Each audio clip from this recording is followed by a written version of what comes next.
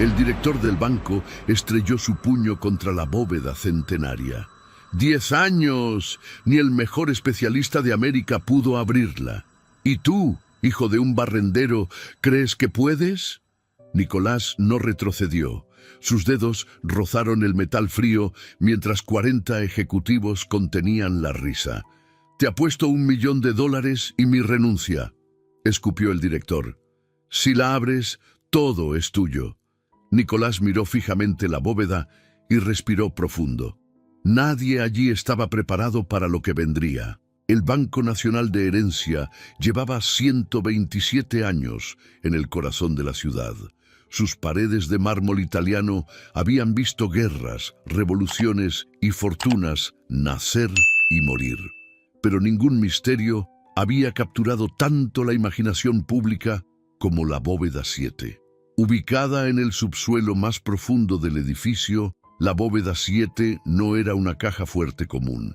Era una reliquia de otra época. Construida en 1889 por artesanos europeos cuyo nombre se perdió en el tiempo, su mecanismo no respondía a ninguna tecnología conocida. No tenía cerradura visible, no tenía panel digital, no tenía ranura para llave. Solo una puerta de acero y bronce de 3 metros de altura, cubierta de grabados ornamentales que parecían contar una historia olvidada. 10 años atrás, durante una renovación del edificio, un equipo de arquitectos descubrió que detrás de esa bóveda existía una cámara sellada que no aparecía en ningún plano original. Los detectores de metales indicaban que algo había dentro, algo denso, algo valioso. La noticia corrió como pólvora. Periodistas, historiadores, cazadores de tesoros y curiosos comenzaron a especular. Algunos decían que contenía lingotes de oro de una familia aristocrática exterminada. Otros juraban que guardaba documentos que podían tumbar gobiernos. Los más fantasiosos hablaban de reliquias antiguas con poderes inexplicables. El banco contrató a los mejores: cerrajeros suizos, ingenieros alemanes, especialistas en seguridad de Israel, técnicos de la NASA. Uno tras otro, todos fracasaron. Taladros industriales se quebraron contra el metal. Láseres de precisión no dejaron ni una marca. Escáneres de última generación no lograron penetrar la superficie. Era como si la bóveda estuviera viva y se defendiera. Hoy, exactamente una década después del descubrimiento, el banco había organizado un evento sin precedentes. El último intento, la última esperanza. Nicolás Coronel tenía 12 años y conocía cada rincón de ese banco mejor que los propios ejecutivos. Su padre, Rosendo Coronel, trabajaba allí como personal de limpieza desde antes de que Nicolás naciera. Turnos nocturnos, salario mínimo, invisibilidad total. Para los empleados del banco, Rosendo no tenía rostro.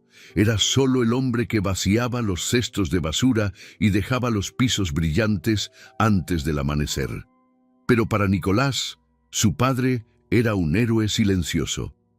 Cada viernes, cuando no había clases, Nicolás acompañaba a su padre al trabajo nocturno. Mientras Rosendo trapeaba pasillos interminables, Nicolás vagaba por los salones vacíos con una linterna pequeña, fascinado por la arquitectura, los cuadros antiguos y especialmente por aquella bóveda misteriosa en el subsuelo. La primera vez que la vio, tenía 7 años. Su padre lo había llevado al sótano para buscar productos de limpieza en un depósito cercano. Nicolás se detuvo frente a la puerta metálica y sintió algo extraño. Un cosquilleo en las yemas de los dedos. Una atracción magnética que no podía explicar. «Papá, ¿qué hay ahí dentro?», preguntó. Rosendo miró la bóveda con indiferencia. «Nadie sabe, hijo. Llevan años intentando abrirla. Dicen que es imposible. Imposible». Esa palabra se clavó en la mente de Nicolás como una espina.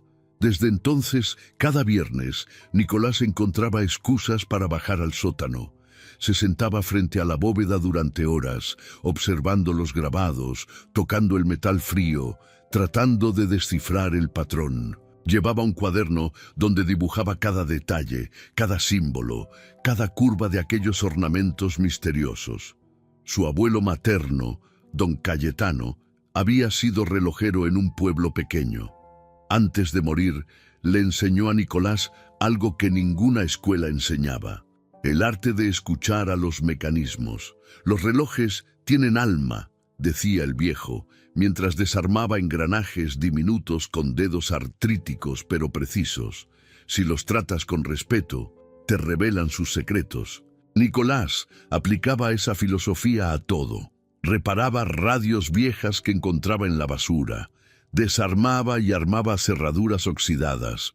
Una vez, a los 9 años, abrió la caja fuerte de un vecino que había olvidado la combinación. Solo necesitó cerrar los ojos, girar el dial lentamente y sentir los clics internos del mecanismo. El vecino le dio $20. Su madre lloró de orgullo. Su padre, silencioso como siempre, solo asintió con la cabeza. Pero Nicolás vio algo en sus ojos, algo parecido al asombro. Esta noche de octubre, el banco estaba transformado. Luces de televisión iluminaban la fachada, camionetas de medios bloqueaban las calles, guardias de seguridad controlaban una multitud de curiosos detrás de vallas metálicas. Adentro, el gran salón del primer piso lucía como un teatro. 200 sillas de terciopelo rojo ocupadas por ejecutivos, periodistas, historiadores y funcionarios del gobierno. Al frente, una pantalla gigante transmitía imágenes en vivo desde el sótano, donde la bóveda 7 esperaba bajo focos de estudio. El invitado de honor era el doctor Malcolm Whitfield, ingeniero en seguridad del MIT, consultor de bancos centrales en 4 continentes, autor de 11 patentes en sistemas de cerraduras. Un hombre de 60 años, cabello plateado, traje de $3,000 y un ego del tamaño de su reputación. Esta noche, anunció el director del banco, Leopoldo Echeverría, desde el podio, cerraremos un capítulo de una década. El doctor Whitfield ha traído tecnología que no existe en el mercado civil. Si alguien puede abrir la bóveda 7, es él. Aplausos educados, cámaras grabando. Whitfield subió al escenario con la sonrisa de quien ya sabe que ganará.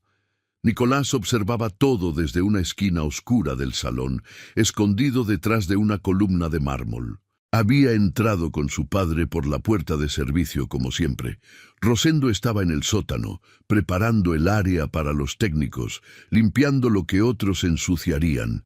El niño apretaba su cuaderno contra el pecho. 5 años de notas, 5 años de observaciones, 5 años de una teoría que nunca había compartido con nadie, porque Nicolás creía saber cómo abrir la bóveda, y esta noche el mundo estaba a punto de descubrir que el verdadero genio no siempre usa traje. El doctor Malcolm Whitfield descendió al sótano como un general, entrando en territorio conquistado. Detrás de él, 4 asistentes cargaban maletas metálicas con equipos que costaban más que la casa donde Nicolás vivía con su familia. Cámaras de televisión seguían cada paso. Periodistas murmuraban con reverencia. La bóveda 7 aguardaba bajo una luz blanca artificial. Su superficie brillaba como si supiera que la estaban observando. Whitfield se detuvo frente a ella, se quitó el saco con gesto teatral y lo entregó a uno de sus asistentes sin mirarlo. «Caballeros», dijo en español con marcado acento anglosajón, «lo que van a presenciar esta noche es historia. Esta bóveda ha resistido una década de intentos porque nadie entendía su lenguaje. Yo sí lo entiendo». Leopoldo Echeverría observaba desde un rincón, brazos cruzados, mandíbula tensa. 10 años de fracasos habían convertido esa bóveda en su obsesión personal. Cada intento fallido era una mancha en su reputación. Cada artículo de prensa burlándose del misterio sin resolver era una humillación. Rosendo Coronel estaba arrodillado a 3 metros de distancia, limpiando con un trapo manchas invisibles en el piso de mármol. Nadie lo miraba, nadie nunca lo miraba. Esa era su vida. 30 años siendo invisible en lugares donde otros brillaban. Nicolás había bajado por la escalera de servicio y se había escondido detrás de un archivero metálico oxidado. Desde allí podía ver todo sin ser visto. Su cuaderno estaba abierto en una página llena de símbolos y flechas que solo él entendía. Whitfield comenzó el espectáculo. Primero, el escáner térmico. Una pantalla mostró la bóveda en colores que iban del azul al rojo, buscando puntos de calor que indicaran mecanismos internos. Nada. La bóveda aparecía como una masa uniforme, como si fuera un bloque sólido sin cavidades. «Interesante», murmuró Whitfield, aunque su ceño fruncido decía otra cosa. Luego vino el radar de penetración. Ondas electromagnéticas bombardearon el metal durante 20 minutos. El resultado fue el mismo que obtuvieron los técnicos alemanes 3 años atrás. Señales confusas, patrones imposibles de interpretar, como si la bóveda estuviera llena de niebla. Un periodista levantó la mano. «Doctor Whitfield, es posible que simplemente no haya nada adentro». Whitfield lo fulminó con la mirada. «Los sensores de densidad confirman que hay objetos en el interior. Algo está ahí, algo valioso. El problema no es el contenido, es el acceso». Echeverría se acercó, impaciente. «Doctor, llevamos 2 horas. Mis inversionistas están arriba esperando resultados». «El genio no tiene horario, señor Echeverría». El director apretó los dientes, pero no respondió. Necesitaba a Whitfield, odiaba necesitarlo. Nicolás observaba los movimientos del especialista con atención clínica. Cada vez que Whitfield tocaba la bóveda, lo hacía con herramientas, nunca con las manos desnudas. Cada vez que analizaba los grabados, usaba cámaras y software, nunca sus propios ojos de cerca. El niño recordó las palabras de don Cayetano. Las máquinas ven lo que buscan. Los ojos ven lo que existe. No es lo mismo. Pasaron 3 horas más. Whitfield probó un taladro de diamante que se recalentó y dejó de funcionar. Probó un láser de corte que ni siquiera marcó la superficie. Probó inyectar gases para detectar fisuras microscópicas. Nada funcionó. El ambiente en el sótano había cambiado. Los periodistas ya no murmuraban con reverencia. Algunos bostezaban. Otros revisaban sus teléfonos.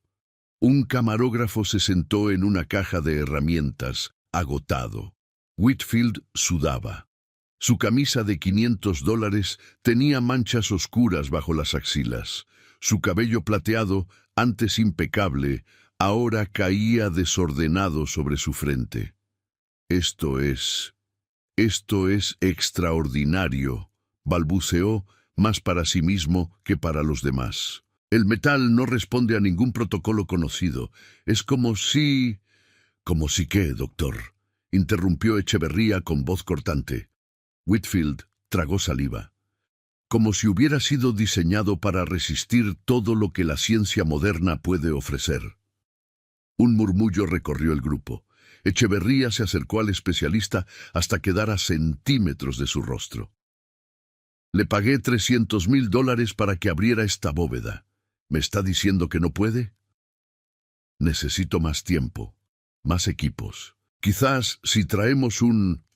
«10 años», estalló Echeverría. «Una década entera. He traído a los mejores del mundo y todos dicen lo mismo. Necesito más tiempo, necesito más equipos». Rosendo detuvo su limpieza por un momento.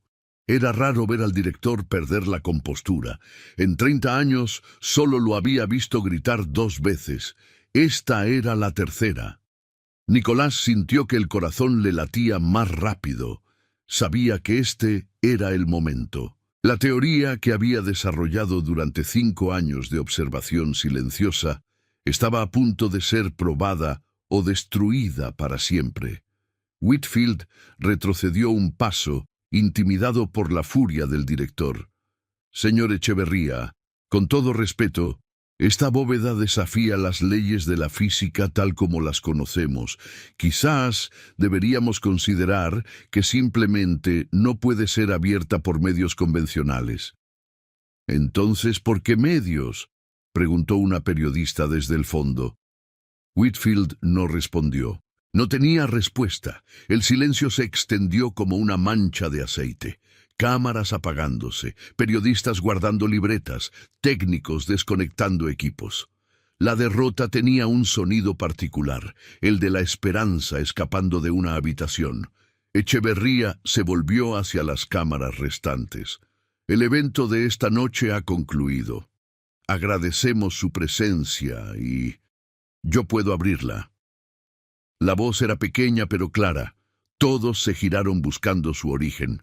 Nicolás había salido de su escondite. Estaba de pie junto al archivero, su cuaderno apretado contra el pecho, sus zapatos gastados y su ropa remendada brillando bajo las luces del estudio como un insulto a la elegancia que lo rodeaba. Rosendo sintió que el alma se le caía a los pies. «Nicolás», susurró con terror, «¿qué haces? Ven aquí ahora mismo». Pero el niño no se movió. Sus ojos estaban fijos en la bóveda, y la bóveda, de alguna manera inexplicable, parecía estar mirándolo también. El silencio que siguió a las palabras de Nicolás fue tan denso que parecía tener peso propio. 200 ojos se clavaron en aquel niño flaco de ropa remendada que había osado interrumpir el fracaso de un genio internacional. Leopoldo Echeverría fue el primero en reaccionar. Una carcajada seca escapó de su garganta como el ladrido de un perro. «¿Qué tenemos aquí?», dijo girándose completamente hacia Nicolás. Un pequeño héroe de barrio. Whitfield se limpió el sudor de la frente y observó al niño con una mezcla de curiosidad y desprecio. «¿Este es tu hijo?», le preguntó a Rosendo, quien seguía paralizado con el trapo de limpieza en la mano. Rosendo quiso que la tierra se abriera y lo tragara. 30 años construyendo una reputación de empleado invisible, confiable, que nunca causaba problemas. 30 años destruidos en 5 segundos por la boca de su propio hijo. «Señor, él no debería estar aquí. Es solo un niño, no sabe lo que dice». «Silencio», ordenó Echeverría. «No te pregunté a ti». Rosendo bajó la cabeza. La humillación ardía en su pecho como ácido.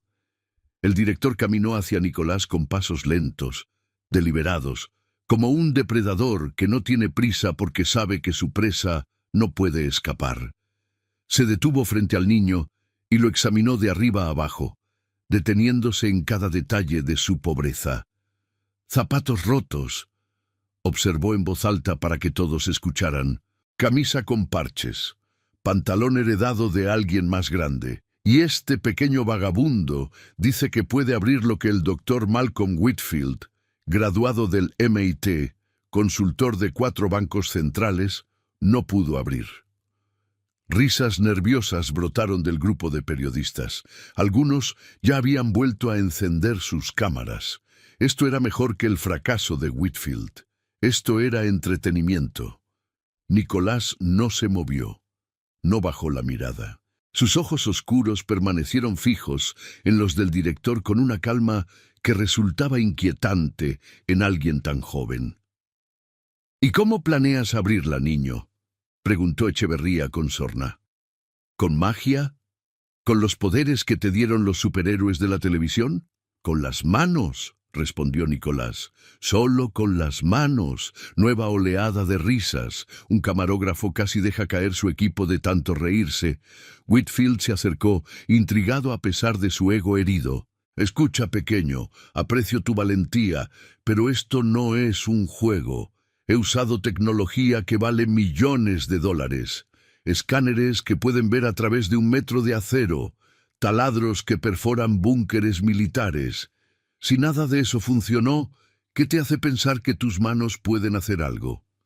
Nicolás abrió su cuaderno y mostró una página llena de dibujos y anotaciones. Porque ustedes están buscando una cerradura, dijo. Y esta bóveda no tiene cerradura, tiene memoria. El silencio regresó, esta vez con un matiz diferente. Ya no era burla pura, había una gota de incertidumbre. ¿Memoria?, repitió Whitfield. ¿De qué hablas? Los artesanos que construyeron esta bóveda no usaban llaves ni combinaciones, usaban patrones, secuencias de presión en puntos específicos, como un instrumento musical. Si tocas las notas correctas en el orden correcto, se abre. Si te equivocas, el mecanismo se bloquea más. Echeverría cruzó los brazos. ¿Y tú conoces esas notas mágicas? Llevo 5 años estudiando los grabados de esta puerta, dijo Nicolás.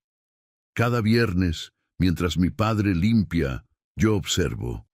Los símbolos no son decoración, son instrucciones, un mapa. El director miró a Rosendo con furia renovada. ¿Dejabas que tu hijo anduviera por el banco a sus anchas, tocando propiedad privada?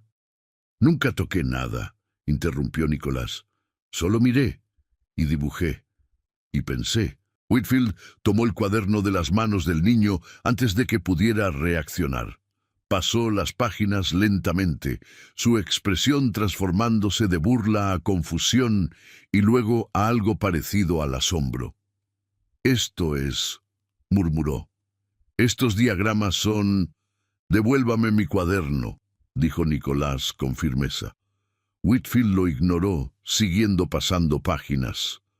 «¿Dónde aprendiste sobre mecánica antigua?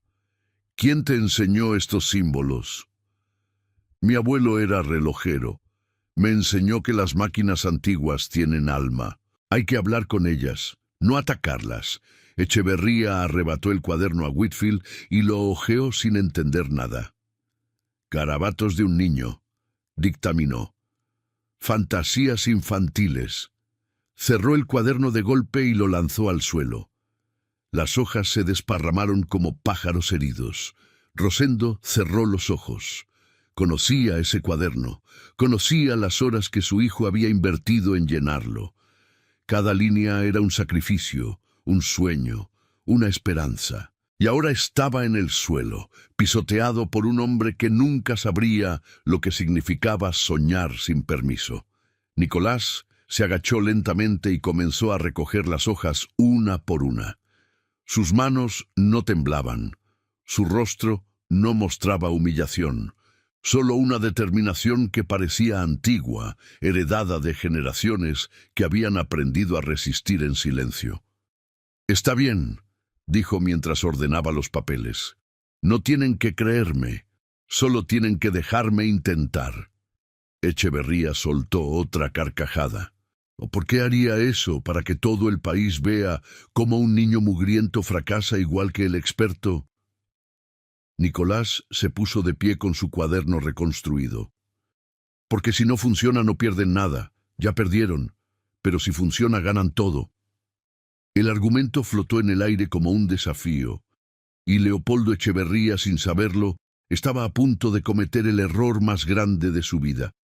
Echeverría se quedó inmóvil durante varios segundos. Su mente calculaba. Un fracaso más no cambiaría nada. La prensa ya tenía su historia de derrota, pero si dejaba que un niño lo intentara y por algún milagro funcionaba, él podría reclamar el crédito. Podría decir que había visto potencial donde otros solo vieron pobreza. Y si el niño fracasaba, como era obvio que sucedería, al menos tendría un final entretenido para esta noche miserable. «De acuerdo», dijo finalmente, y su voz hizo que todos contuvieran el aliento. «Dejemos que el pequeño mago intente su truco». Rosendo dio un paso adelante, aterrorizado. «Señor, por favor, es solo un niño, no sabe lo que hace. Déjenos ir a casa y...» «¡Cállate!», ladró Echeverría. «Tu hijo quiso protagonismo, ahora lo tendrá». Se volvió hacia Whitfield con una sonrisa cruel. «Doctor, ¿qué opina? ¿Le damos una oportunidad al genio descalzo?» Whitfield estudió a Nicolás con ojos entrecerrados. Algo en ese niño lo perturbaba. No era la ropa vieja ni la pobreza evidente. Era la calma. Esa calma antinatural que solo tienen quienes saben algo que los demás ignoran. «Déjenlo intentar», dijo finalmente. «Tengo curiosidad científica». Echeverría aplaudió una sola vez, un sonido seco que resonó como un disparo. «Perfecto, pero hagámoslo interesante». Sacó su billetera del bolsillo interior del saco. Era de cuero italiano. Probablemente costaba más que el salario mensual de Rosendo. Extrajo una tarjeta negra y la sostuvo en alto. «Si este niño abre la bóveda en los próximos 30 minutos, le transfiero $1.000.000 a su familia». Aquí mismo, frente a las cámaras. Murmullos de asombro. Los periodistas que habían guardado sus equipos volvieron a sacarlos frenéticamente. Esto era oro puro. Rating garantizado. «Pero», continuó Echeverría saboreando cada palabra, «si no la abre, él y su padre quedan despedidos permanentemente. No solo de este banco. Me encargaré de que ningún negocio en esta ciudad les dé trabajo. Serán invisibles, más invisibles de lo que ya son». Rosendo sintió que las piernas le fallaban. 30 años de servicio leal convertidos en una apuesta de circo. «Señor, por favor», suplicó. «La oferta no es para ti», cortó Echeverría. «Es para tu hijo, el que supuestamente sabe más que los expertos del MIT». Todas las miradas convergieron en Nicolás. El niño sostenía su cuaderno con ambas manos. Su rostro no revelaba miedo ni duda. Solo concentración profunda, como si estuviera escuchando algo que nadie más podía oír. «Acepto», dijo. «Nicolás, no», gritó Rosendo. Pero ya era tarde. Echeverría ya estaba estrechando la mano del niño con una sonrisa de tiburón. Las cámaras capturaban cada segundo. El trato estaba sellado. 30 minutos, recordó el director, señalando su reloj de oro. El tiempo empieza ahora. Nicolás caminó hacia la bóveda con pasos medidos. Sentía el peso de todas esas miradas sobre su espalda. Escuchaba los murmullos, las risitas nerviosas, los comentarios en voz baja, pero también sentía algo más, una especie de vibración que emanaba del metal frente a él, como un ronroneo dormido esperando ser despertado. Se detuvo a 1 metro de la puerta. Cerró los ojos. Respiró profundo 3 veces, tal como le había enseñado don Cayetano antes de trabajar en cualquier mecanismo delicado. «Primero escucha», decía el viejo. «Antes de tocar, escucha. Las máquinas hablan si sabes oír». Nicolás extendió su mano derecha y la dejó suspendida a centímetros de la superficie metálica. No tocó, solo sintió. El aire entre su palma y el metal parecía más denso, más cargado. Los grabados en la puerta no eran aleatorios. Después de 5 años de observación, Nicolás había identificado un patrón, una secuencia que se repetía en espiral desde el centro hacia afuera. Flores que se convertían en hojas, que se convertían en raíces, que volvían a ser flores. Un ciclo, un código orgánico. Abrió los ojos y consultó su cuaderno una última vez. Página 43. El diagrama que había completado hace apenas 2 semanas, cuando finalmente entendió lo que los artesanos del siglo XIX habían escondido a plena vista. «Interesante técnica», comentó Whitfield con sarcasmo. «Mirar un cuaderno de dibujos, muy científico». Nicolás no respondió. Guardó el cuaderno en su bolsillo trasero y se quitó los zapatos. «¿Ahora qué hace?», preguntó un periodista. «Necesito sentir el piso», explicó Nicolás sin voltearse.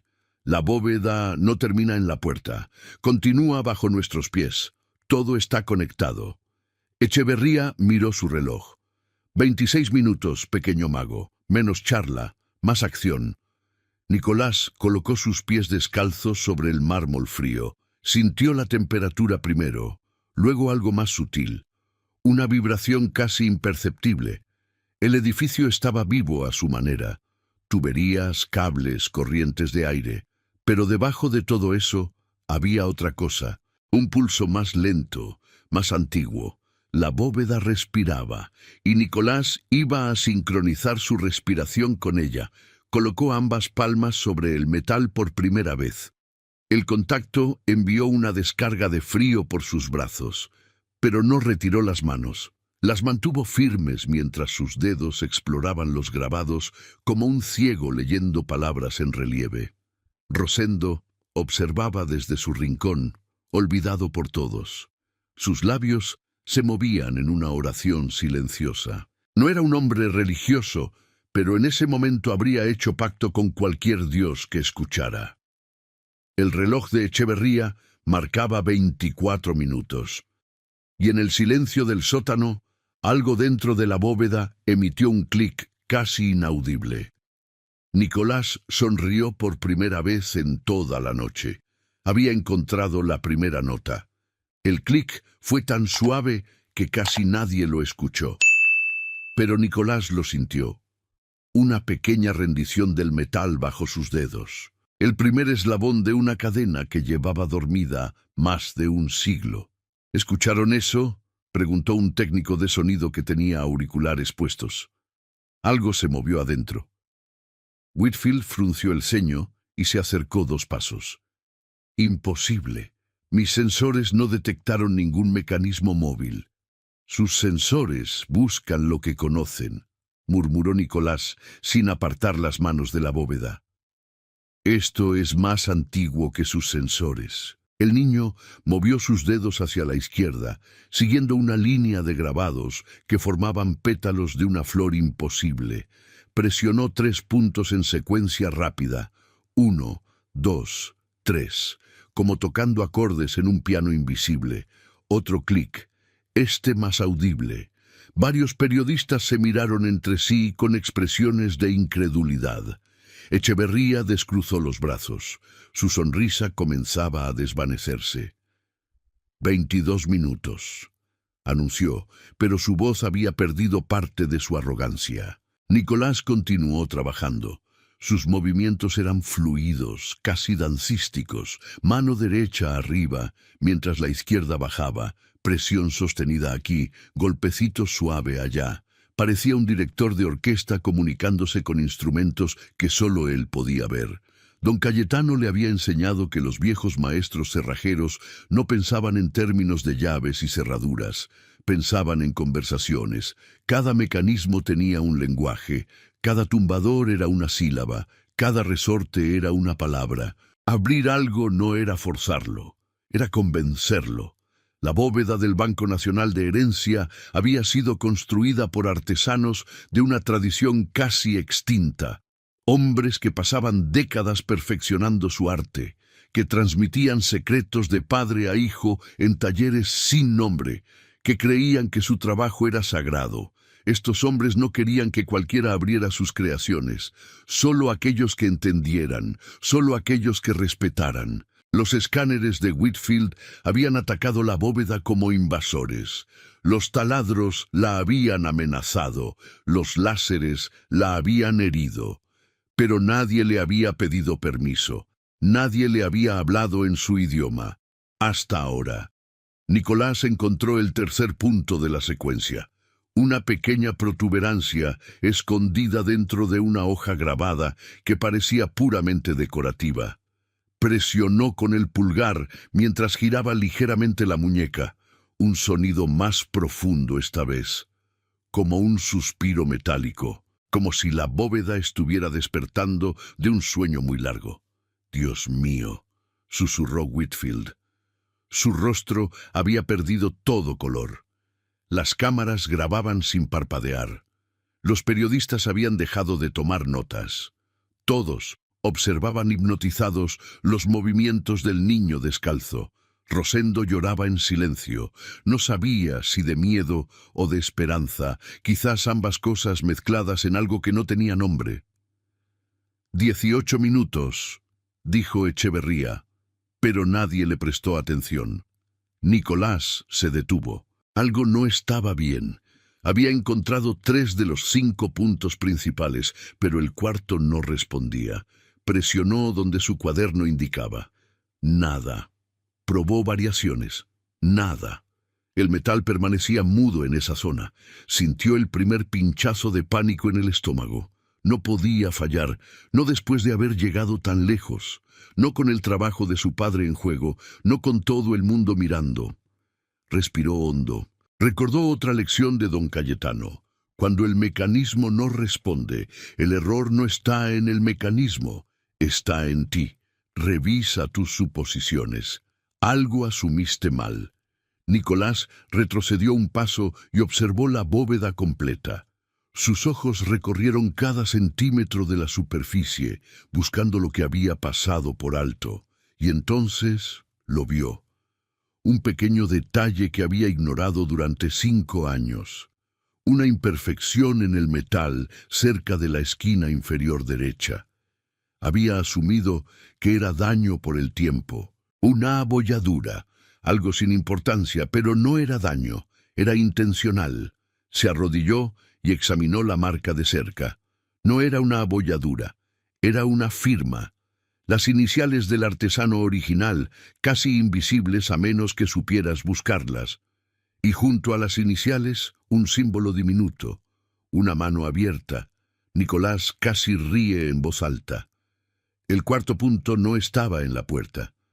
Estaba en el marco.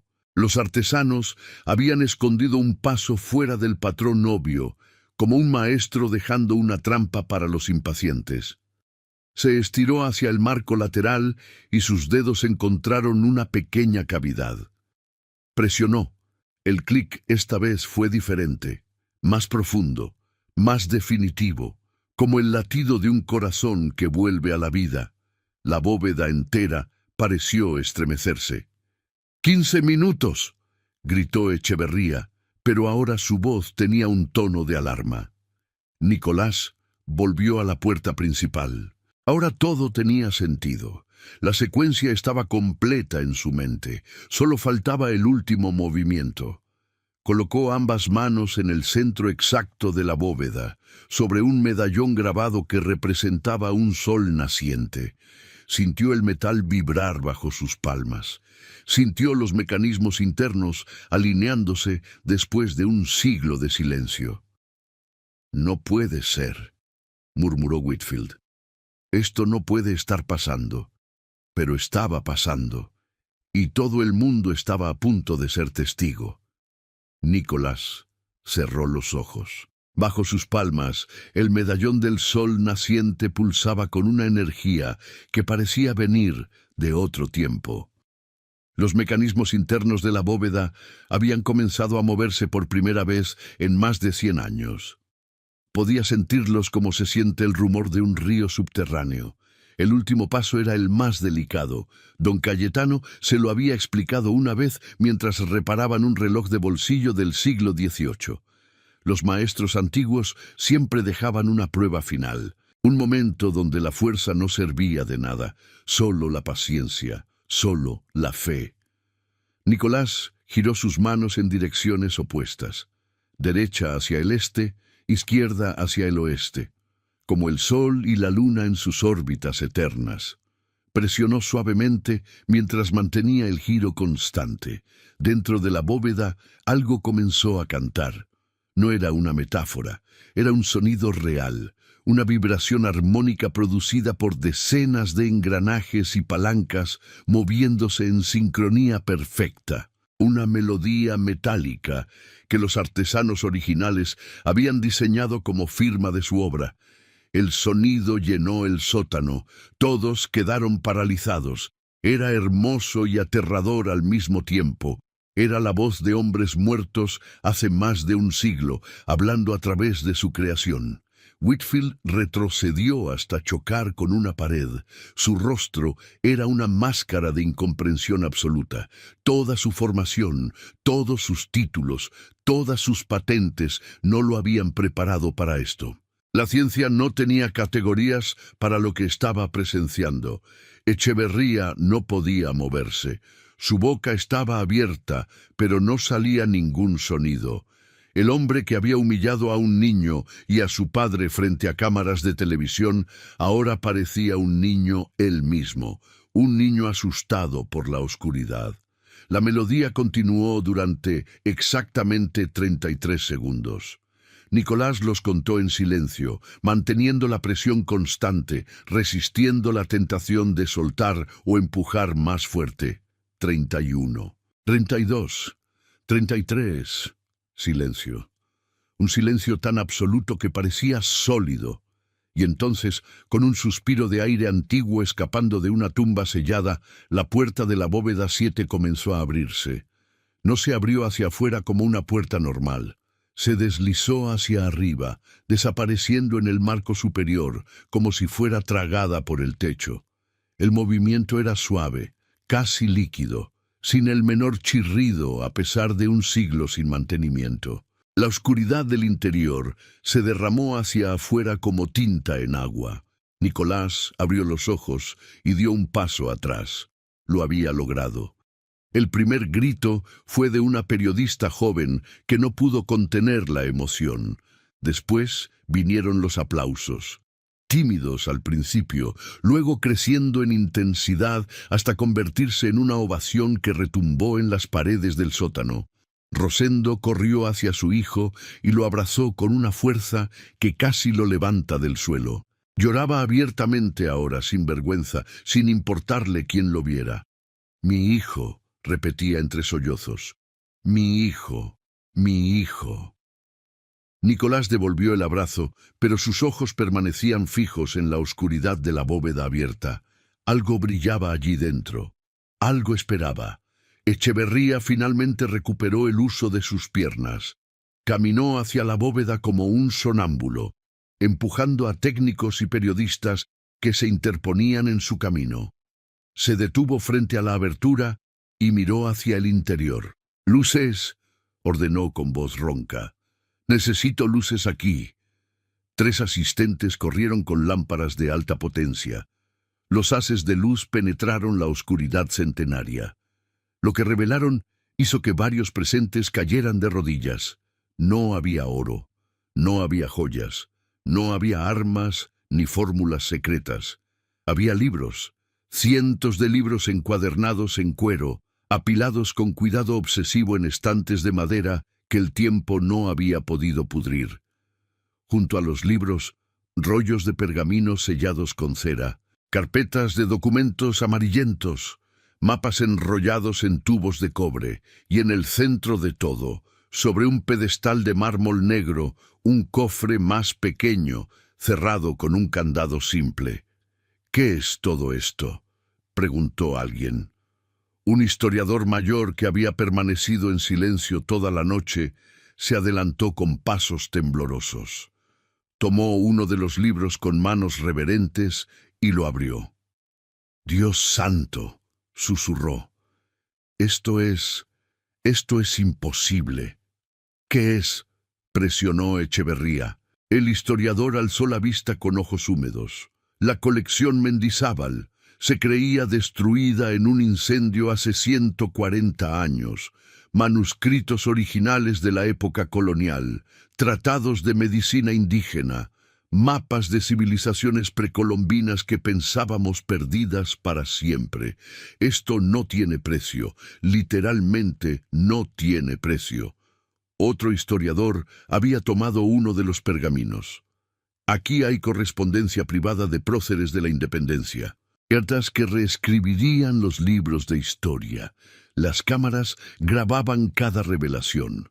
Los periodistas hablaban atropelladamente a sus teléfonos, transmitiendo la noticia en vivo a un país que pronto despertaría con la historia más increíble de la década.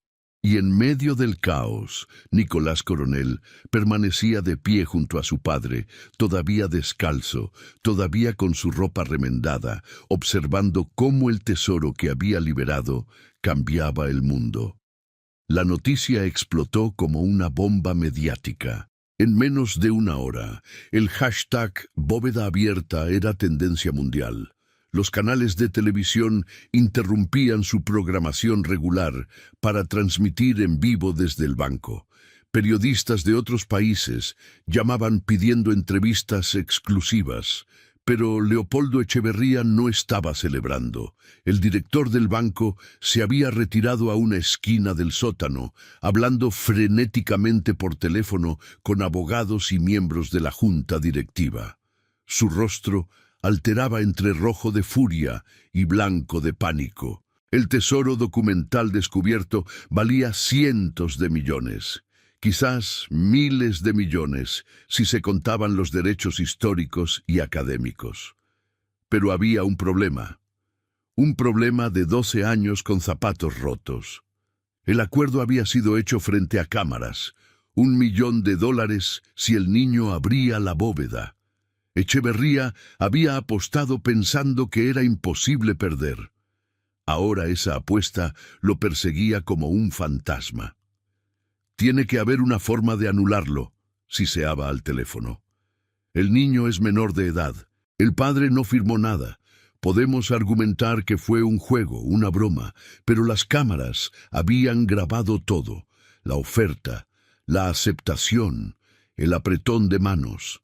En la era de Internet no había forma de desaparecer ese video.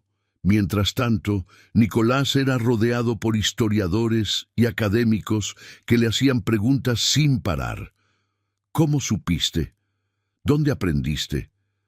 ¿Puedes explicar el mecanismo? El niño respondía con paciencia, mostrando páginas de su cuaderno, explicando las teorías de su abuelo.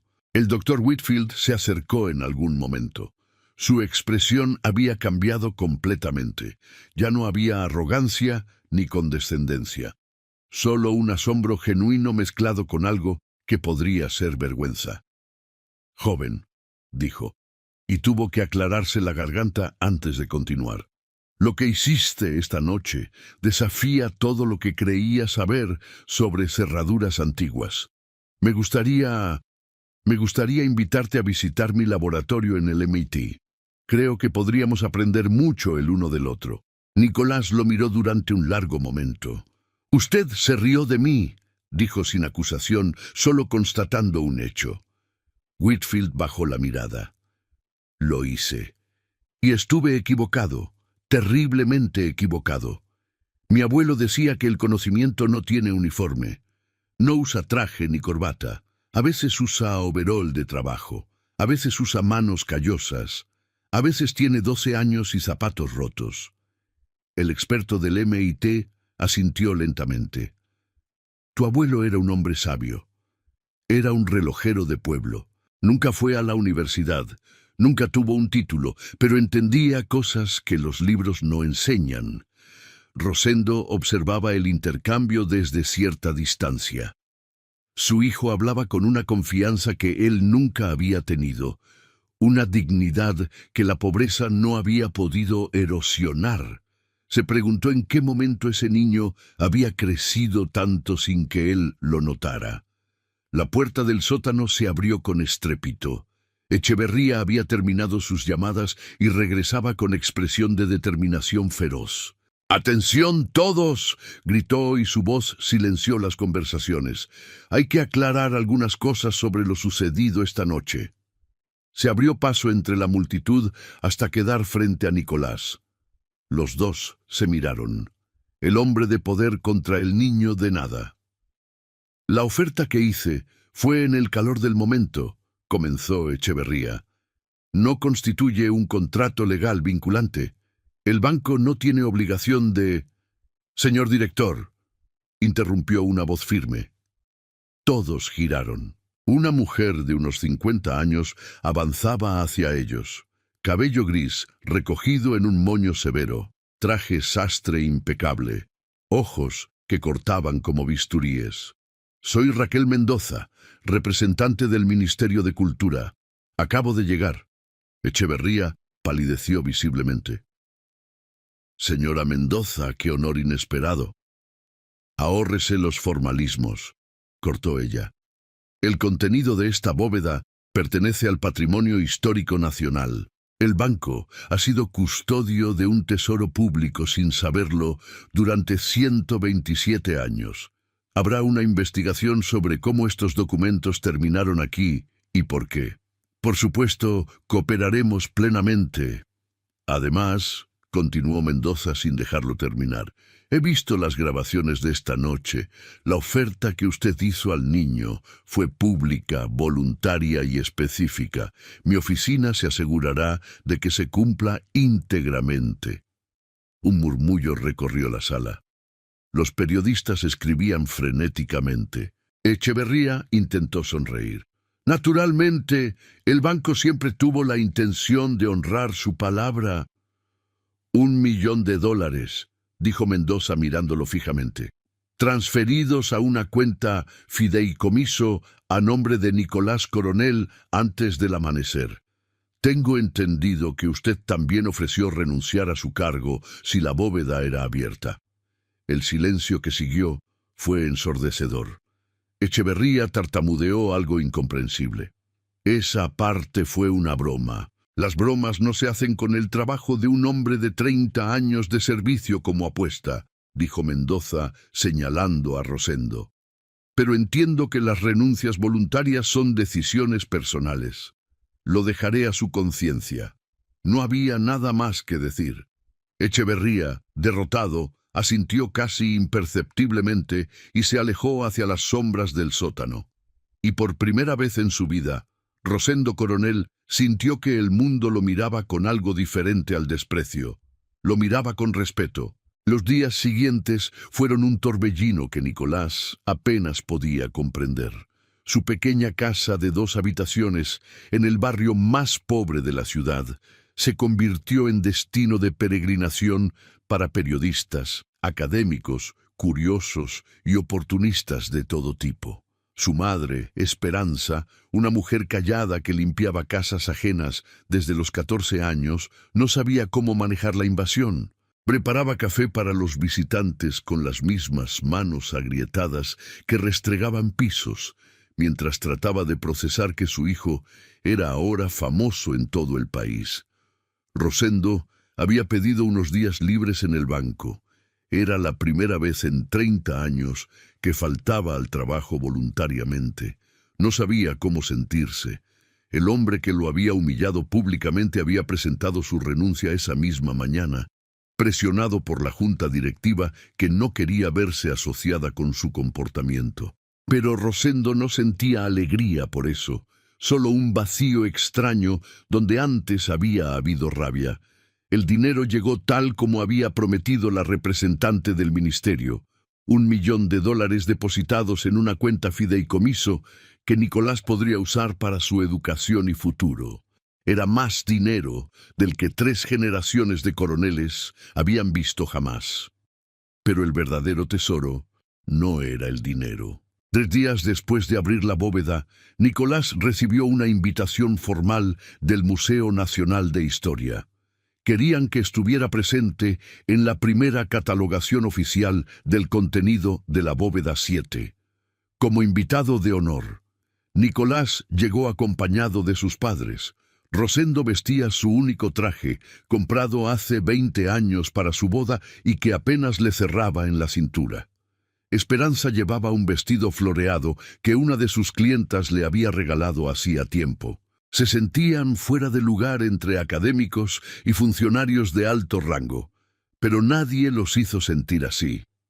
La doctora Valentina Ríos, directora del Departamento de Patrimonio Histórico, los recibió personalmente. «La familia Coronel», dijo estrechando sus manos con calidez genuina. «Es un honor conocerlos. Su hijo ha hecho más por la historia de nuestro país en una noche que muchos de nosotros en toda nuestra carrera». Rosendo no supo qué responder. Esperanza simplemente lloró. La catalogación del contenido tomó semanas. Cada día traía nuevos descubrimientos que hacían temblar al mundo académico. Entre los tesoros encontrados había 3 manuscritos originales de cronistas coloniales que se creían perdidos.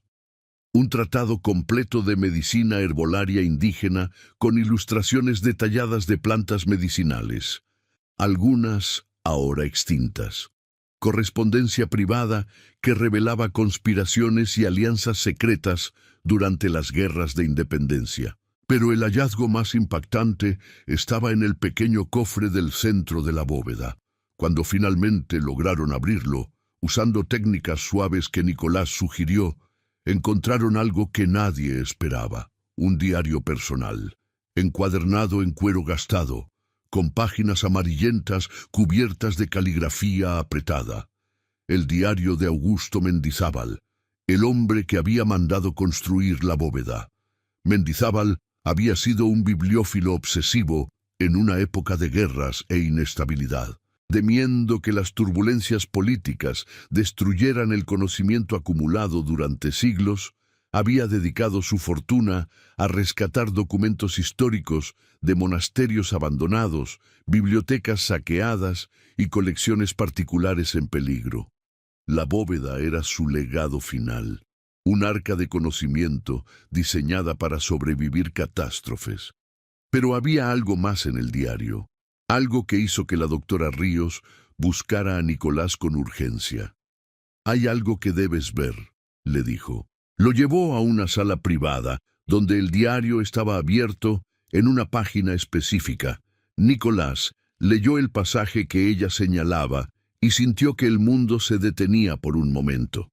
La entrada era del 15 de marzo de 1891. Mendizábal escribía sobre la finalización de la bóveda y el mecanismo de apertura que había diseñado junto con un grupo de artesanos excepcionales. Describía cómo había elegido un sistema basado en patrones táctiles y vibracionales, rechazando las cerraduras convencionales que cualquier ladrón hábil podría forzar.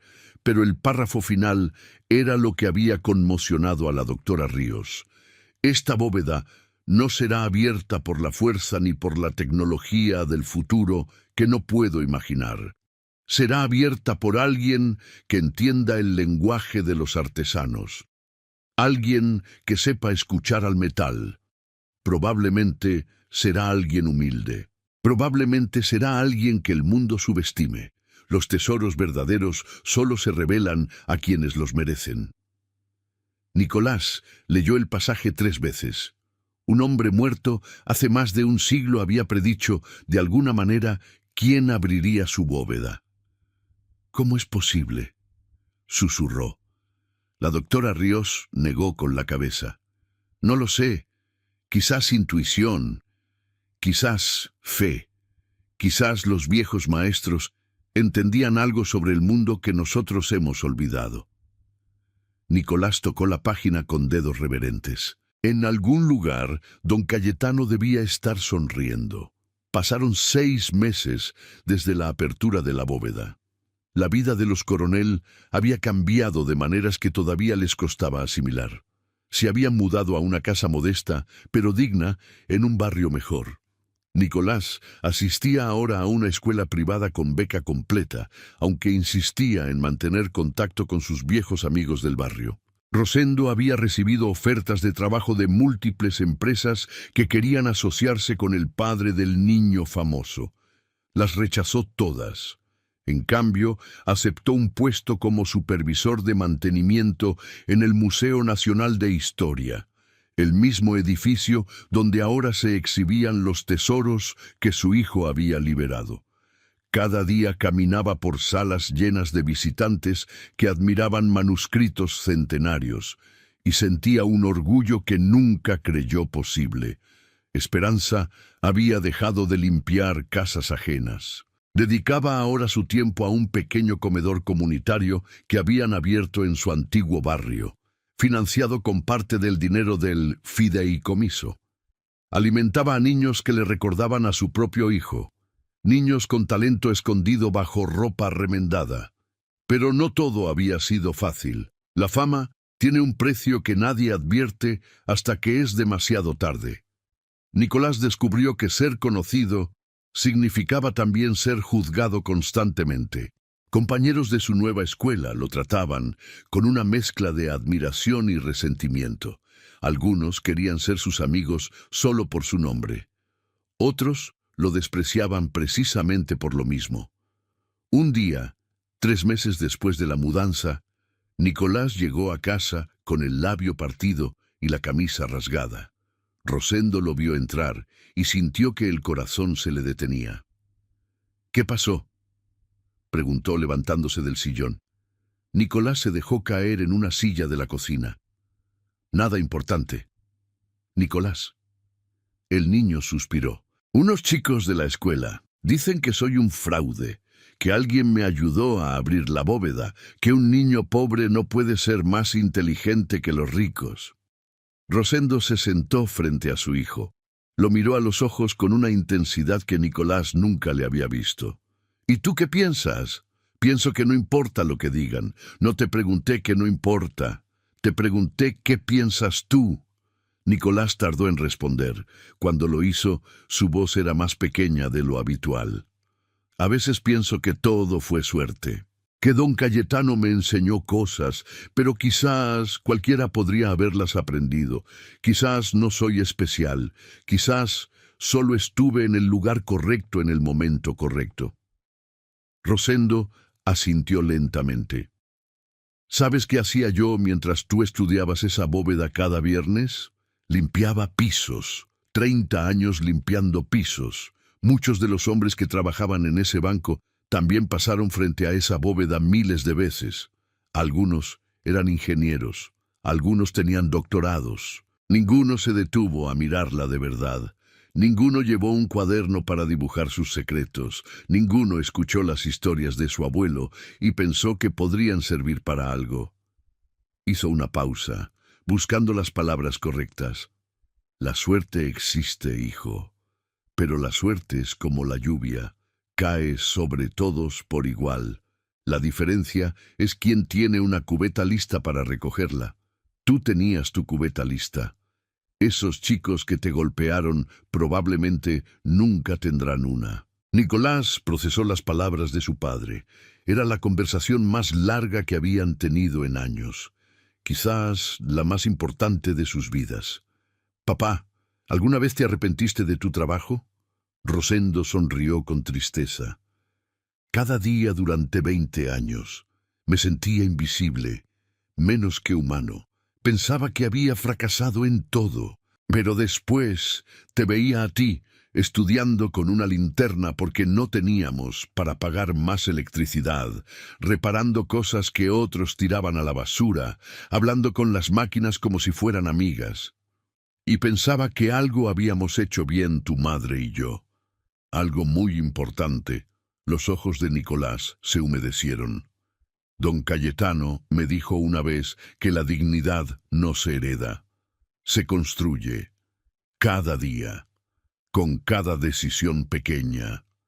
Creo que recién ahora entiendo lo que quería decir. Rosendo extendió su mano y revolvió el cabello de su hijo como hacía cuando era más pequeño. Tu abuelo era el hombre más sabio que conocí, y tú eres su mejor legado. Esa noche, Nicolás abrió su cuaderno por primera vez en semanas. Había dejado de dibujar después de la bóveda, como si esa página de su vida estuviera cerrada. Pero ahora sentía la necesidad de volver a empezar. Dibujó un reloj antiguo de memoria, uno que don Cayetano le había mostrado años atrás. Mientras sus dedos trazaban engranajes y resortes, sintió que algo sanaba en su interior. El golpe en el labio todavía dolía, pero el alma dolía menos. Un año después de la apertura de la bóveda, el Museo Nacional inauguró una exhibición permanente llamada El Legado Mendizábal. Ocupaba un ala completa del edificio y recibía visitantes de todo el mundo.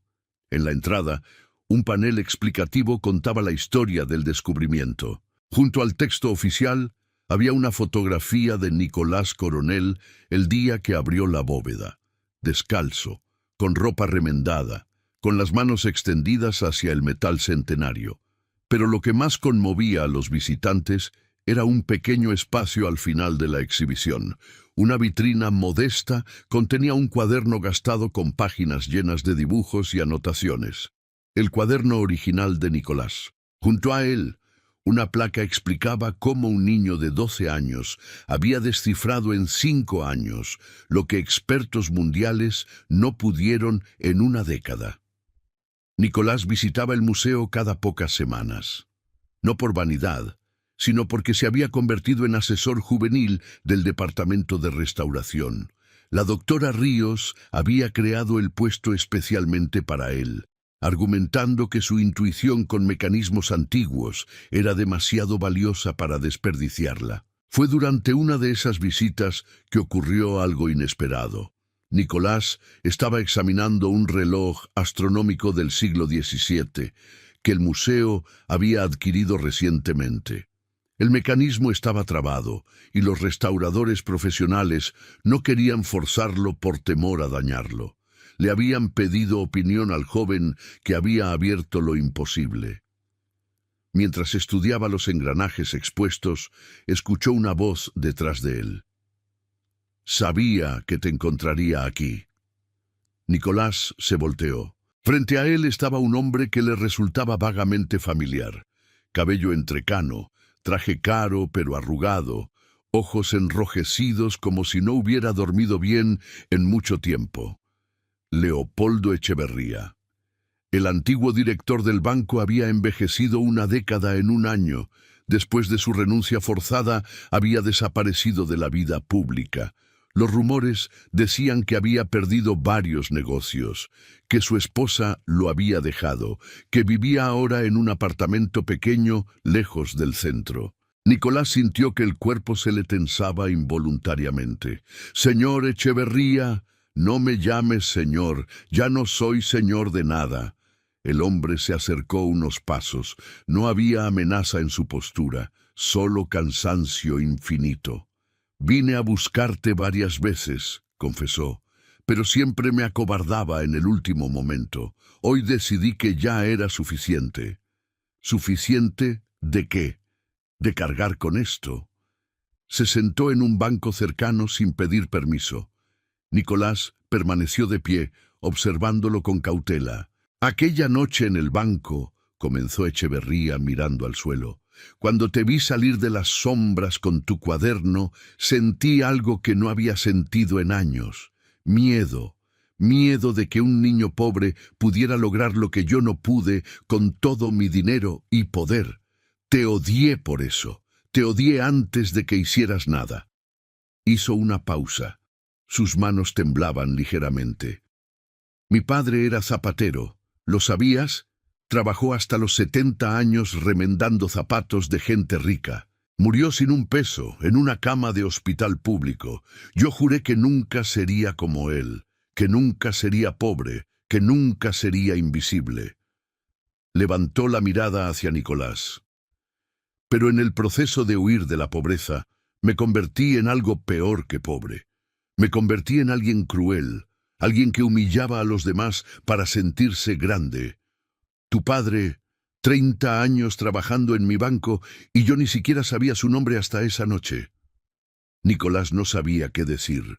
El hombre frente a él no era el monstruo arrogante de sus recuerdos. Era algo más complicado, algo más humano. «¿Por qué me cuenta esto?», preguntó finalmente. «Porque necesito que sepas que lo siento. No espero tu perdón. No lo merezco. Pero necesitaba decírtelo, a ti y a tu padre. Les escribí una carta a cada uno hace meses, pero nunca me atreví a enviarlas». Sacó 2 sobres del bolsillo interior de su saco. Estaban arrugados, como si los hubiera guardado y sacado 1000 veces. «Aquí están. Si quieres leerlas, léelas. Si quieres quemarlas, quémalas. Es tu decisión». Extendió los sobres hacia Nicolás. El muchacho los tomó después de una larga vacilación. Echeverría se puso de pie con esfuerzo. «Una última cosa. Aquella noche dijiste algo que no puedo olvidar. Dijiste que tu abuelo te enseñó que las máquinas hablan si sabes escuchar. Pasé un año pensando en eso. Creo que las personas también hablan. Pero yo nunca supe escuchar. Estaba demasiado ocupado gritando». Caminó hacia la salida sin voltearse. «Cuídate, Nicolás Coronel. El mundo necesita más personas como tú». Y desapareció entre los visitantes del museo, dejando a Nicolás con 2 cartas y una lección sobre la complejidad del alma humana. Nicolás no leyó las cartas inmediatamente. Las guardó en un cajón de su escritorio durante 3 semanas, sin saber qué hacer con ellas. Cada noche las miraba antes de dormir. Cada mañana consideraba abrirlas, pero algo lo detenía. Finalmente, una tarde de domingo, tomó una decisión. Buscó a su padre en el pequeño taller que Rosendo había armado en el garaje. Desde que trabajaba en el museo, Rosendo había desarrollado un interés por la restauración de objetos antiguos. Pasaba horas limpiando y reparando cosas que otros consideraban basura. «Papá, necesito mostrarte algo». Rosendo dejó el candelabro oxidado que estaba puliendo y miró a su hijo. «¿Qué pasa?» Nicolás le entregó uno de los sobres. «Es de Echeverría. Me la dio hace semanas. Hay una para ti también». Rosendo miró el sobre como si fuera una serpiente venenosa. Su mandíbula se tensó. «¿Qué quiere ese hombre?» «No lo sé. No las he abierto». Padre e hijo se miraron durante un largo momento. «¿Quieres que las abramos juntos?», preguntó Nicolás. Rosendo respiró profundo. 30 años de invisibilidad. Una noche de humillación pública. Y ahora una carta del hombre responsable de todo eso. «Léela tú primero», dijo finalmente. «Yo necesito un momento». Nicolás asintió. Abrió su sobre con cuidado y desdobló la hoja. La caligrafía era irregular, como escrita por una mano temblorosa. «Querido Nicolás», comenzaba, «he escrito esta carta 14 veces. Cada versión terminaba en la basura porque las palabras nunca parecían suficientes. Quizás porque no lo son. No hay palabras que puedan borrar lo que hice aquella noche. Crecí creyendo que el éxito se medía en dinero y poder, que los pobres eran pobres porque no se esforzaban lo suficiente, que la educación formal era la única forma válida de conocimiento. Tu existencia demolió cada una de esas creencias. Cuando abriste esa bóveda, sentí que algo se rompía dentro de mí. No solo mi orgullo, algo más profundo. La historia que me había contado a mí mismo durante 50 años sobre quién era y por qué merecía lo que tenía. Pasé meses odiándote por eso. Era más fácil que odiarme a mí mismo. Pero el odio es un veneno que mata primero a quien lo lleva. No te escribo buscando perdón. Escribo porque necesitas saber que tu victoria aquella noche fue más grande de lo que imaginas. No solo abriste una bóveda, abriste los ojos de un hombre que había vivido ciego toda su vida. Tu familia merece todo lo bueno que les llegue. Tu padre es un hombre digno que hizo trabajo honesto durante décadas, mientras yo me pavoneaba en oficinas lujosas sin producir nada real. Tu abuelo, a quien nunca conocí, te enseñó más en sus años de vida que todas las universidades del mundo podrían enseñar. Sé grande, Nicolás, pero no como yo fui grande. Sé grande de verdad, de la forma que importa, con respeto sincero, Leopoldo Echeverría. Nicolás terminó de leer y pasó la carta a su padre sin decir nada. Rosendo la leyó lentamente, moviendo los labios como hacía cuando se concentraba en algo difícil. Cuando terminó, sus ojos estaban húmedos. «¿Vas a leer la tuya?», preguntó Nicolás. Rosendo abrió su sobre. La carta era más corta. «Señor Rosendo Coronel, durante 30 años trabajó en mi banco. Durante 30 años caminé junto a usted sin verlo. Le debo más disculpas de las que una carta puede contener. Usted es rico de formas que yo nunca seré. Tiene un hijo que lo ama, una familia que lo respeta, una dignidad que ningún trabajo puede quitar ni dar. Lamento haberle gritado aquella noche, lamento haber amenazado su empleo, lamento haber sido el tipo de hombre que hace sentir pequeños a otros para sentirse grande. No espero su perdón. Solo quiero que sepa que lo reconozco como lo que es, un buen hombre, mejor que yo, con vergüenza sincera, Leopoldo Echeverría». El silencio en el taller era absoluto. Rosendo dobló la carta cuidadosamente y la guardó en el bolsillo de su camisa, cerca del corazón. «¿Qué piensas?», preguntó Nicolás. Rosendo tardó en responder. «Pienso que la vida es más complicada de lo que creemos. Pienso que los monstruos a veces son solo hombres asustados. Pienso que tu abuelo tenía razón. Hay que saber escuchar. ¿Lo perdonas? No lo sé, pero creo que puedo intentarlo». Esa noche, Nicolás escribió una respuesta breve. Solo 2 líneas. «Señor Echeverría, recibí su carta. Mi abuelo decía que los relojes rotos pueden repararse si alguien tiene paciencia. Gracias por escribir. Nicolás». Nunca recibió respuesta. Pero meses después, un donante anónimo financió la creación de 20 becas para niños de bajos recursos interesados en oficios tradicionales. El nombre del programa era Manos Sabias. 5 años después de la apertura de la bóveda, Nicolás Coronel cumplió 17 años. Ya no era el niño flaco de ropa remendada que había desafiado a expertos mundiales. Era un joven alto, de hombros anchos y mirada serena, que caminaba por los pasillos del museo como si perteneciera allí. Porque pertenecía. La doctora Valentina Ríos lo había tomado bajo su ala desde el principio, primero como asesor juvenil, luego como aprendiz formal y finalmente como estudiante de un programa especial que combinaba educación secundaria con formación museística. Nicolás aprendía historia, química de conservación, técnicas de restauración y 5 idiomas que necesitaría para leer documentos antiguos, pero nunca abandonó sus raíces. Cada sábado, sin excepción, Nicolás regresaba al barrio donde había crecido. Llevaba herramientas en una mochila vieja y se instalaba en la plaza central, bajo el mismo árbol donde solía sentarse de niño a dibujar mecanismos imaginarios.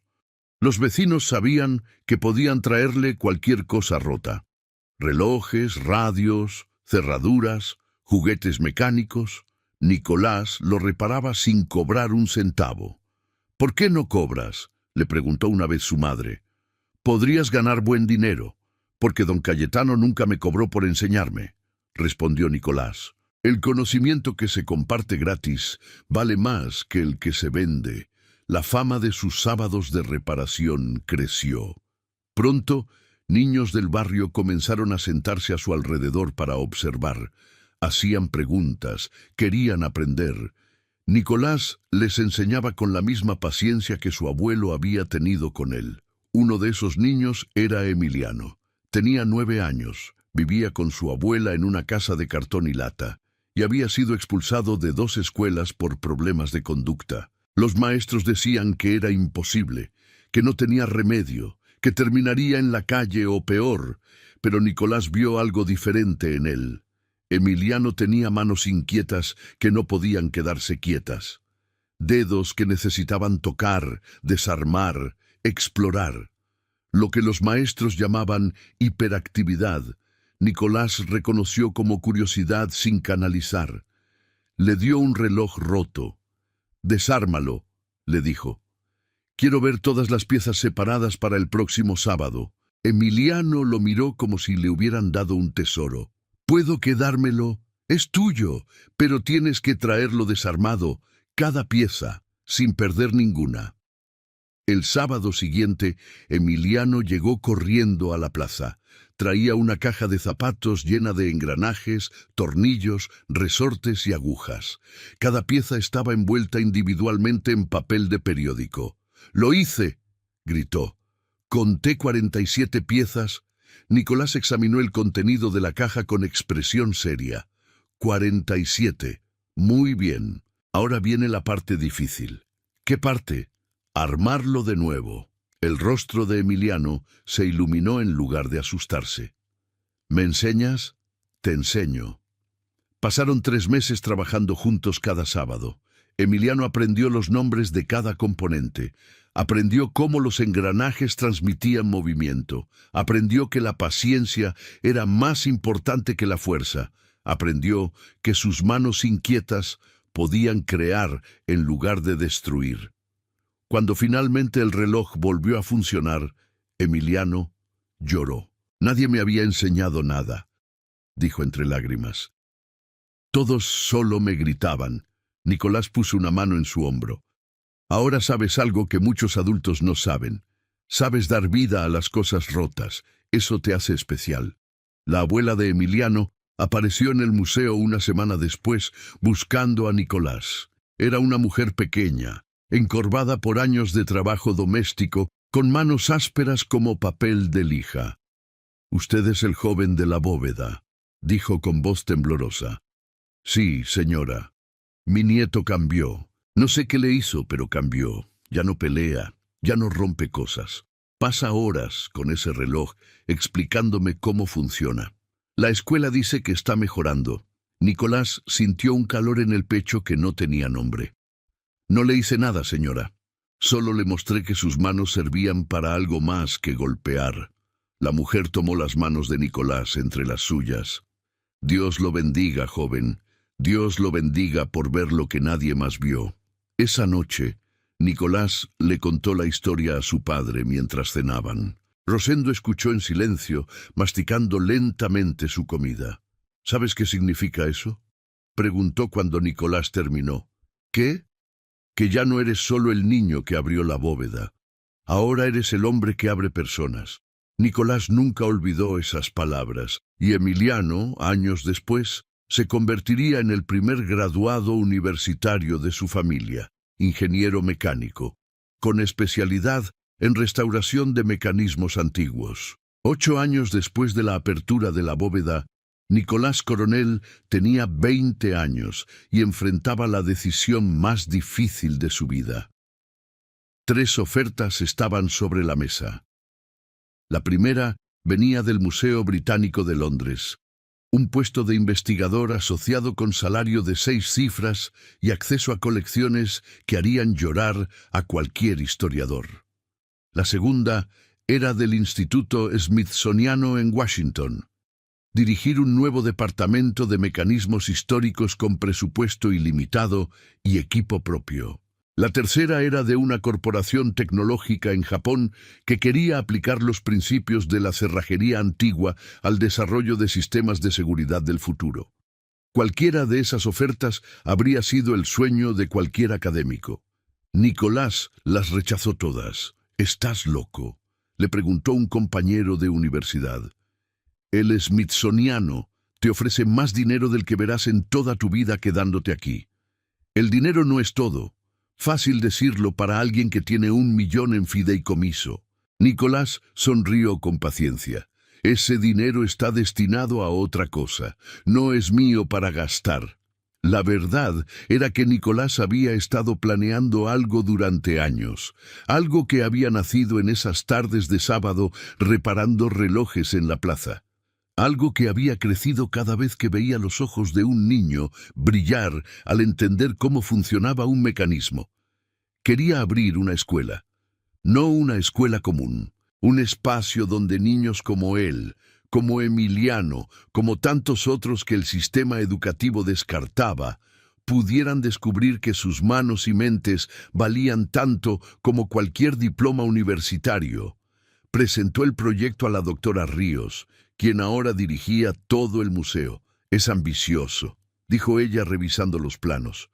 «Necesitarás fondos, permisos, personal calificado, un edificio. Tengo el fideicomiso. Puedo usarlo para esto. 1 millón no durará mucho si quieres hacer las cosas bien. Entonces buscaré más fondos». La doctora Ríos lo miró por encima de sus anteojos. «¿Sabes lo difícil que es conseguir donantes para proyectos educativos en barrios pobres?» «Lo sé. Pero también sé algo más». «¿Qué?».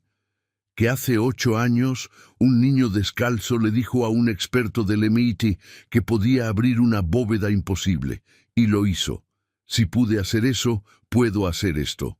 La doctora Ríos sonrió lentamente. «Tienes razón, puedes». La búsqueda de fondos fue agotadora. Nicolás tocó puertas que se cerraron en su cara. Escribió propuestas que fueron ignoradas. Presentó su proyecto ante juntas directivas que lo miraban con escepticismo. Un joven de 20 años, sin título completo, queriendo revolucionar la educación. Sonaba a fantasía, pero Nicolás no se rindió. Un día recibió una llamada de un número desconocido. ¿Nicolás Coronel? Sí, ¿quién habla? Mi nombre es Victoria Echeverría. Creo que conoció a mi padre. Nicolás sintió que el estómago se le contraía. Sí, lo conocí. Mi padre falleció hace 3 meses. Cáncer. Al final estaba en paz, cosa que sorprendió a todos. Dejó un testamento muy específico. Hubo una pausa. Dejó instrucciones de donar la mitad de su patrimonio restante a cualquier proyecto educativo que usted decidiera emprender. Son aproximadamente $2 millones. Nicolás tuvo que sentarse. ¿Por qué? Dejó una carta explicándolo. Decía que usted le enseñó que nunca es tarde para hacer lo correcto, que quería que su dinero, ganado de formas que no siempre fueron honorables, sirviera para crear algo genuinamente bueno. También dejó una nota personal para usted. ¿Qué dice? Solo una línea. Dice: los relojes rotos pueden repararse si alguien tiene paciencia. Gracias por tenerla conmigo. Nicolás recordó la respuesta breve que había enviado años atrás. Echeverría la había guardado. La había recordado hasta el final.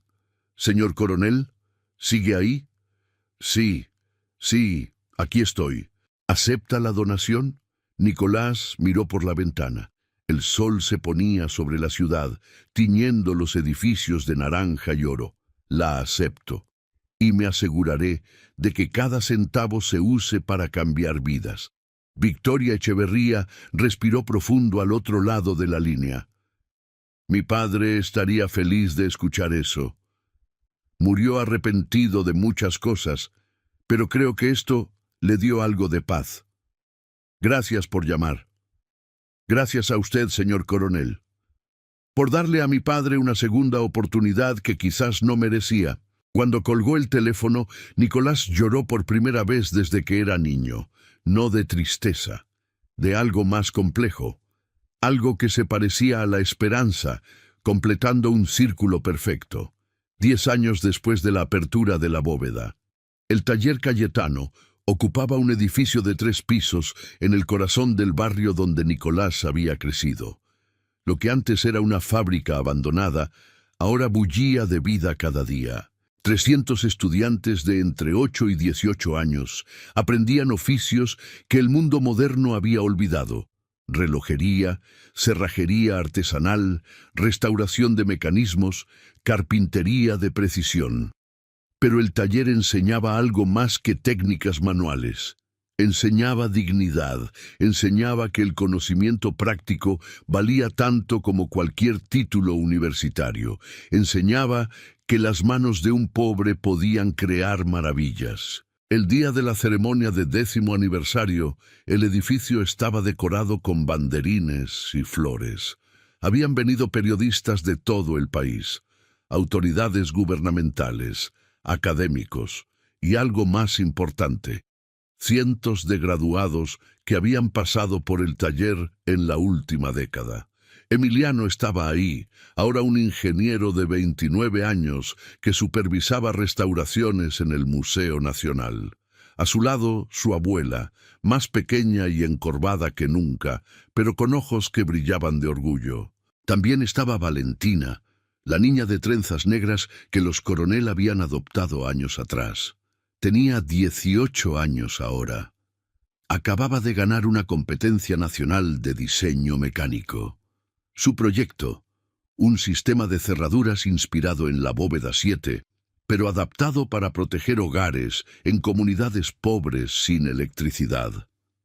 Rosendo y Esperanza ocupaban lugares de honor en la primera fila. Rosendo había envejecido bien, su cabello completamente blanco ahora, pero su espalda más recta que nunca. Esperanza sostenía un pañuelo que ya estaba húmedo de lágrimas antes de que la ceremonia comenzara. Nicolás subió al escenario. Tenía 22 años. Vestía un traje simple pero elegante, el primero que había comprado con dinero propio. En su bolsillo llevaba un objeto que no había mostrado a nadie, el reloj de bolsillo de don Cayetano, el único recuerdo físico que conservaba de su abuelo. Hace 10 años, comenzó, y su voz resonó clara en el salón lleno. Un niño descalzo abrió una puerta que el mundo creía imposible de abrir. Los periódicos hablaron de genio, de milagro, de misterio. Pero la verdad era más simple. Hizo una pausa, mirando los rostros frente a él. Ese niño tuvo un abuelo que le enseñó a escuchar, un padre que le mostró el valor del trabajo honesto, una madre que nunca dejó de creer en él. No fue genio, fue amor convertido en conocimiento. Señaló hacia la audiencia. Cada uno de ustedes que ha pasado por este taller lleva ese mismo regalo. No les enseñamos a reparar relojes, les enseñamos a repararse a sí mismos, a creer que sus manos tienen valor, a entender que la pobreza no define el potencial. Sacó el reloj de su bolsillo y lo sostuvo en alto. Este reloj perteneció a mi abuelo, Cayetano Fuentes, un relojero de pueblo que nunca pisó una universidad. Cuando murió, no dejó dinero ni propiedades, solo dejó esto. Y dejó conocimiento en mi cabeza y en mis manos. Su voz se quebró ligeramente. Hoy, ese conocimiento vive en 300 estudiantes. El año próximo serán 500, luego 1000. El legado de un relojero pobre se multiplicará hasta que nadie pueda ignorarlo. Miró directamente a sus padres. Papá, mamá, todo lo que soy comenzó con ustedes. Con noches de trabajo invisible, con sacrificios que nunca mencionaron, con amor que nunca pidió nada a cambio. Este taller no lleva mi nombre, lleva el nombre de don Cayetano, pero debería llevar el de ustedes también. Rosendo lloraba abiertamente. No le importaba quién lo viera. Nicolás guardó el reloj y respiró profundo. Una última cosa. Mucha gente me pregunta cuál es el secreto para abrir puertas imposibles. Esperan una técnica mágica, un conocimiento oculto. Pero el secreto es más simple de lo que imaginan. Sonrió. El secreto es no rendirse. Seguir observando cuando otros se aburren. Seguir intentando cuando otros se rinden. Seguir creyendo cuando otros se burlan. Las puertas imposibles no existen, solo existen personas que se cansan antes de encontrar la forma de abrirlas. El aplauso fue ensordecedor, pero Nicolás no escuchaba los aplausos, escuchaba algo más lejano, la voz de un viejo relojero en un taller polvoriento, diciendo: «Las máquinas tienen alma, mi niño, si las tratas con respeto, te revelan sus secretos». Y en ese momento, Nicolás Coronel supo que su abuelo había tenido razón. Sobre los relojes, sobre las bóvedas, sobre la vida misma, todo tenía alma, y todo se abría para quien supiera escuchar. Si esta historia te tocó el corazón, suscríbete y activa la campanita para no perderte ninguna. Y si crees que Nicolás te sorprendió, espera a conocer a la mucama que humillaron por no saber idiomas. Cuando un millonario japonés llegó al hotel y nadie podía entenderlo, el gerente entró en pánico. Lo que ella hizo después dejó a todos en silencio. Te espero en el próximo video.